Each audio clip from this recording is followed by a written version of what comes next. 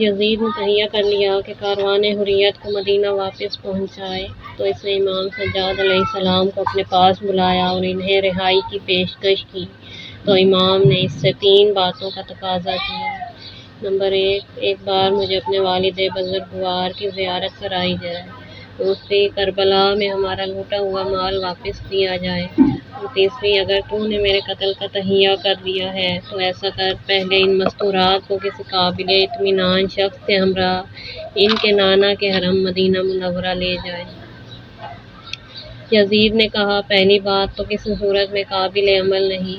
دوسری بات کے بارے میں یہ ہے کہ ہم اس نقصان کی تلافی کے طور پر تمہیں اس کا کئی گنا دیں گے، اور تیسری کے بارے میں یہ ہے کہ تمہارے علاوہ کوئی اور ان مستورات کو مدینہ نہیں لے جائے گا۔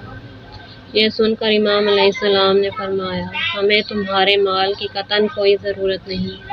وہ تمہیں مبارک ہو، جو مال ہم سے لوٹا گیا ہے وہی ہمیں واپس کیا جائے، کیونکہ اس میں میری دادی جناب فاطمہ زہرا کا چرخہ، گلے کا ہار اور ایک کرتا بھی ہے۔ یزید نے ان کے لوٹانے کا حکم دیا اور ساتھ ہی اپنی طرف سے 200 دینار بھی دیے، مگر امام علیہ السلام نے اپنے پاس رکھنے کے بجائے اسی جگہ پر غریبوں میں تقسیم کر دی۔ اب یزید نے حکم دیا کہ کاروان حریت کو اس کے اپنے وطن یعنی مدینہ لے جایا جائے۔ کامل بہائی میں ہے کہ جب اہل بیت نے رہائی کے بارے میں سنا تو جناب ام کلثوم اور بعض روایات کے مطابق جناب زینب کبریٰ نے یزید سے تقاضا کیا کہ ہمیں اس شہر میں امام مظلوم حسین علیہ السلام کا سوگ منانے کی اجازت دی جائے۔ یزید نے بات مان لی اور حکم دیا کہ انہیں دارالحجارہ لے جایا جائے تاکہ وہاں پر اپنے حسب منشا لوگ سوگ منائیں اور عزاداری کریں۔ چنانچہ اس جگہ پر اہل بیت نے اپنے عزیزوں کے ساتھ دن تک عزاداری کی اور سوگ منایا۔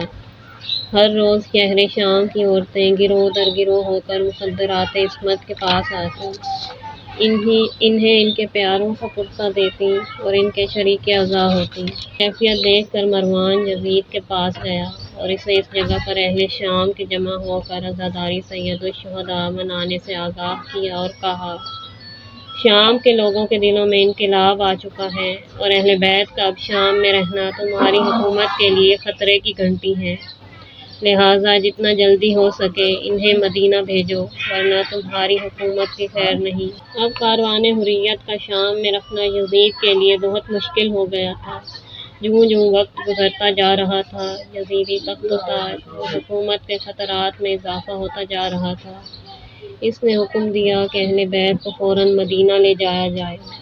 اب کاروان حریت نے مدینہ جانے کی تیاری کی۔ مخدرات عصمت اور بچے کھچے بچوں اور خود امام سجاد علیہ السلام کے لیے سواریوں کا بندوبست کیا گیا۔ جب یہ کاروان چلنے لگا تو یزید نے بیویوں کو بہت سا مال دیتے ہوئے کہا، یہ آپ کے ان مصائب کے بدلے میں ہے جو تمہیں اس دوران درپیش آتے رہے۔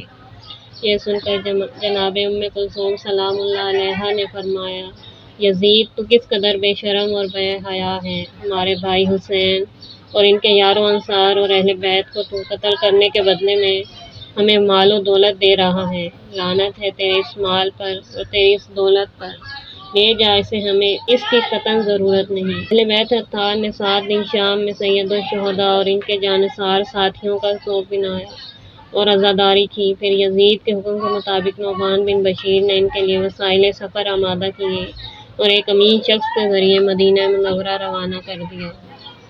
یاد رہے یہ نعمان بن بشیر وہی شخص ہے جو جناب مسلم بن عقیل کے کوفہ تشریف لے جانے کے وقت یزید کی طرف سے وہاں کا گورنر تھا۔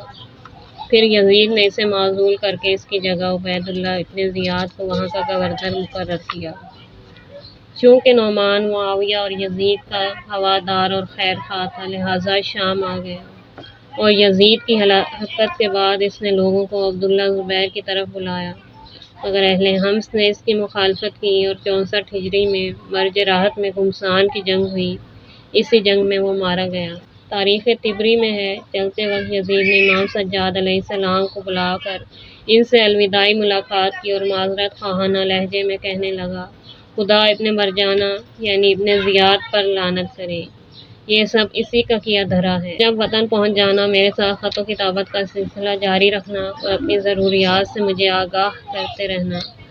اس کے بعد اس نے نعمان بن بشیر کو دوبارہ بلا کر اہل بیت کے بارے میں ایک بار پھر تاکید کی اور باروایت 30 سوار ان کے ہمراہ بھیجے تاکہ کاروان حریت کی حفاظت کریں۔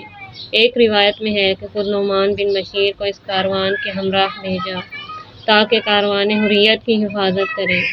ایک اور روایت میں ہے کہ بشیر بن جذنم کو، جیسا کہ عام مشہور ہے، یزید کی حسب ہدایت کاروان حریت کے ساتھ چلنے والے کاروان کو آرام آرام کے ساتھ لے چلے۔ نگہبانوں نے کاروان کو اپنی حفاظت میں لیا ہوا تھا۔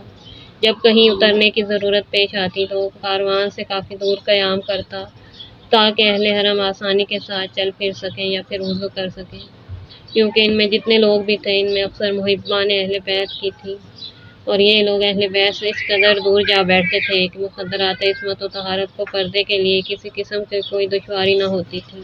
دن کو آرام کرتے اور رات کو سفر کرتے۔